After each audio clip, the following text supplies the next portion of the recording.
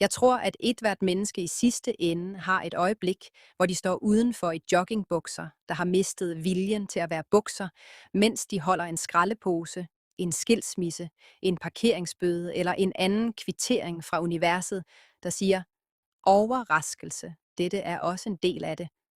Og så får himlen lille mærker, og luften rører ved dit ansigt, som om den kender hele din historie. Og pludselig indser du, alt det virkelige er i grunden uvirkeligt. Jorden, åndedrættet, de mærkelige små knogler i dine hænder.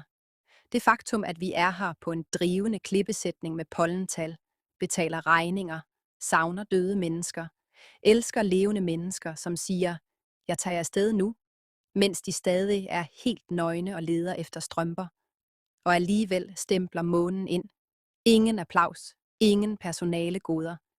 Ingen seddel fra ledelsen om, at det er godt arbejdet med at være ældgammel og lysende igen. Bare månen, der tager nattevagten som en alenemor uden hyldest, mens den pakker sølvmadpakker til enhver mørk ting, der stadig skal stå op. Fortæl mig ikke, at det ikke er helligt.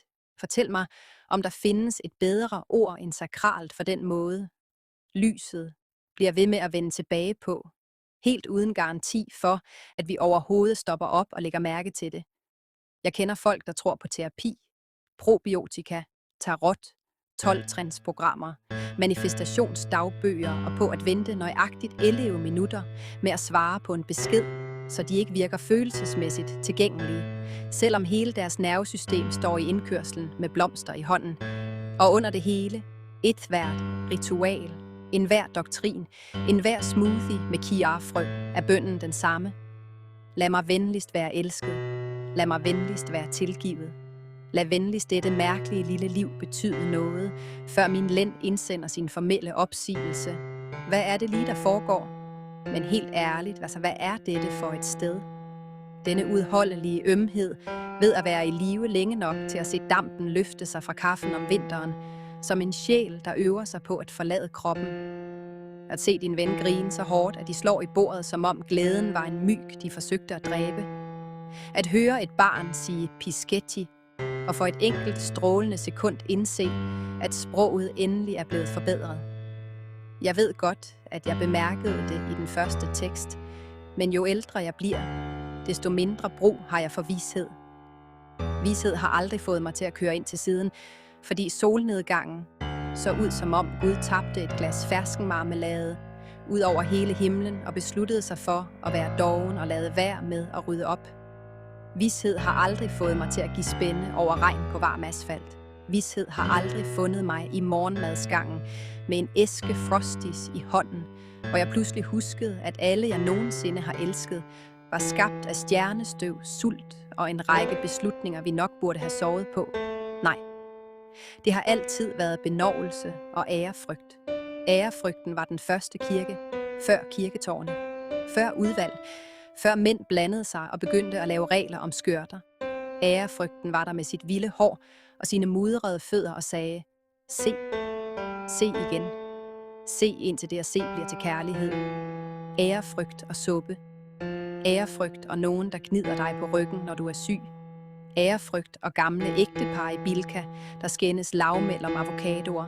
Som om et ægteskab ikke er et løfte, men 10.000 ærender udført ved siden af det menneske, der ved nøjagtigt, hvordan du bedst kan lide at skubbe indkøbsvognen. Måske var det aldrig meningen, at taknemmelighed skulle lyde elegant. Måske lyder taknemmelighed som, hold da kæft, den spætte prøver virkelig at tæske det træ ud af sig selv. Måske lyder taknemmelighed som, tak krop, fordi du bliver ved med at slæbe mig igennem denne verden på trods af de mange tvivlsomme tankstations snatpølser, jeg har budt dig. Måske lyder taknemmelighed som, tak til de hunde, der fuldstændig mister forstanden, når vi kommer hjem, som om vi er vendt tilbage fra en krig og ikke bare fra Matas. For mig er det måske mit evangelium. Den glæde, der ikke venter på, at vi skal være imponerende, men som blot har brug for, at vi træder ind ad døren. For sandheden er, at dette liv er knusende og latterligt. Det ene øjeblik er du 2 orktyve og udødelig, kører for stærkt og spiser tankstations nachos med en græsk guds selvtillid. Det næste øjeblik sidder du og googler, Kan et nys forårsage en fibersprængning i baglåret? Og svaret er tilsyneladende: velkommen til den anden halvdel af dit liv. Men selv nu, selv træt, selv i sorg, selv følelsesmæssigt holdt sammen af iskaffe, spillelister og en helt bestemt yndlingshættetrøje. Vi bliver ved med at finde grunde til at forblive bløde. Vi planter tomater, selvom sorgen er virkelig. Vi bager brød, selvom nyhederne står i flammer. Vi sender billeder af himlen til folk, vi elsker, med tekster som S.E., som om skønhed var en nødsituation, og vi alle sammen er frivillige brandmænd. Vi bliver ved med at sige: du bliver nødt til at se det her, fordi benåvelse er den ældste form for genopstandelse. Så skål for de troende og ateisterne og agnostikerne, og de mennesker, hvis samlede teologi bare handler om at prøve ikke at græde i køen hos borgerservice. Skål for dem, der klamrer sig til troen. Skål for dem, der klamrer sig til stesolid, havremælk og den ene gruppechat, hvor ingen lader som om, de har styr på lortet. Skål for de blødhjertede særlinge, de utilsigtede mystikere, dem, der kan gruble over dødeligheden i 6 timer i træk, og derefter blive følelsesmæssigt knyttet til en helt perfekt fersken. Dem, der ved, at fortvivlelsen har en mund, men at det har latteren også. Må vi aldrig holde op med at blive taget med storm af skønhed midt på en søndag eftermiddag.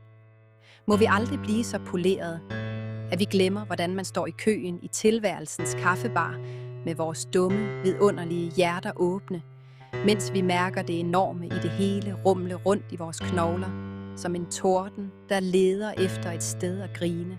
Og må vi huske, hvad end dette ellers er, hvad end for et roderi, hvad end for et mirakel, hvad end for et kosmisk gruppearbejde, som ingen var forberedt på.